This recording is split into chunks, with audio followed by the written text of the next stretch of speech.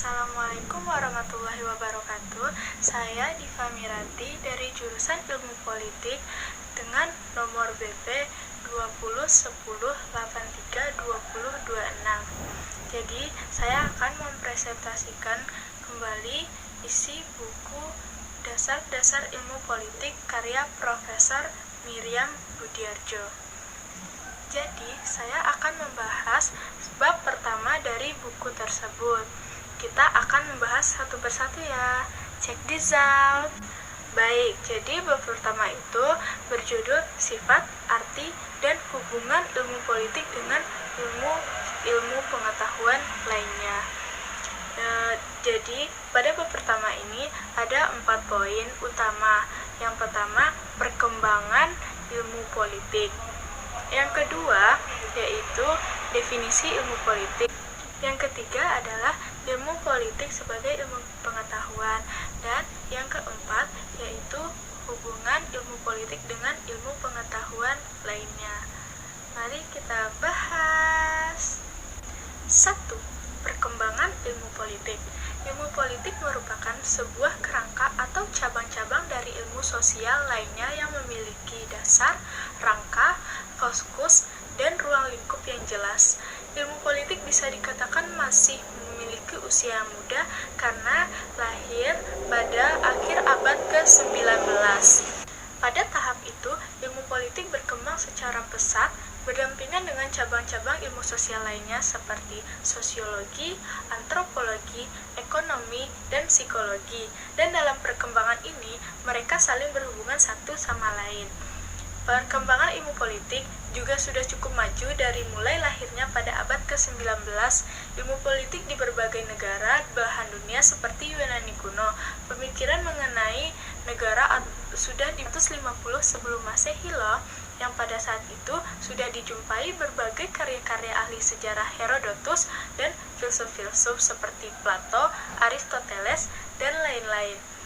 Di Indonesia itu sendiri, perkembangan seperti itu banyak dijumpai melalui beberapa karya tulis yang membahas masalah sejarah dan kenegaraan, seperti Negara Kertagama yang ditulis pada zaman Kerajaan Majapahit sekitar abad ke-13 dan ke-15 Masehi.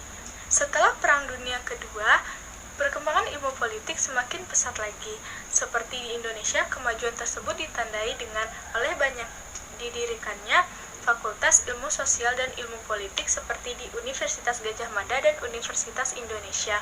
Pesatnya perkembangan ilmu politik sesudah Perang Dunia Kedua tersebut juga disebabkan karena mendapatkan dorongan kuat dari beberapa badan internasional seperti UNESCO.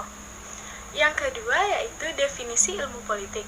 Ilmu politik adalah ilmu yang mempelajari politik atau kepolitikan. Politik adalah usaha menggapai kehidupan yang baik, dan pada umumnya dapat dikatakan bahwa politik adalah usaha untuk menentukan peraturan-peraturan yang dapat diterima baik oleh sebagian besar warga untuk membawa masyarakat ke arah kehidupan yang lebih harmonis. Untuk melaksanakan kebijakan-kebijakan umum yang menyangkut pengaturan dan alokasi dari sumber daya alam perlu dimiliki kekuasaan serta wewenang. Konsep-konsep pokok politik yang pertama yaitu negara. Negara adalah suatu organisasi dalam suatu wilayah yang memiliki kekuasaan tertinggi yang sah dan ditaati oleh rakyatnya. Yang kedua yaitu kekuasaan.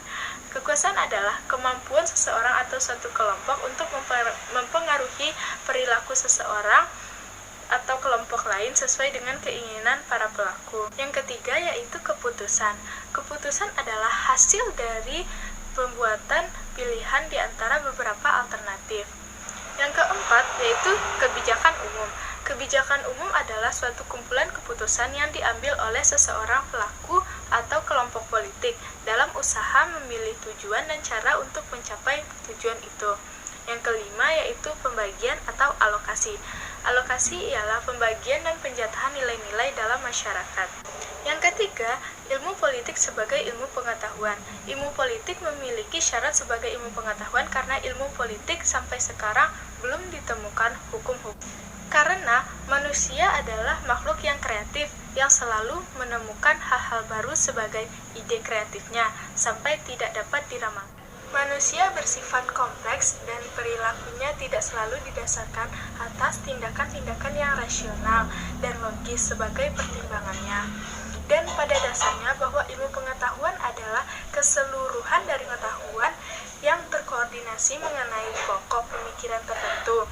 Apabila perumusan ini dipakai sebagai patokan, maka memang ilmu politik boleh dinamakan suatu ilmu pengetahuan.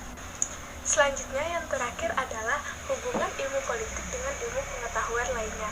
Ilmu politik erat kaitannya dengan ilmu pengetahuan lainnya yang pada khususnya berbau ilmu sosial seperti ilmu sejarah, filsafat, sosiologi, antropologi, ekonomi, psikologi sosial, geografi, dan ilmu hukum.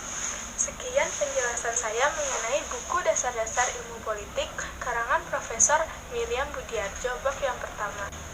Jangan lupa like, comment, and subscribe.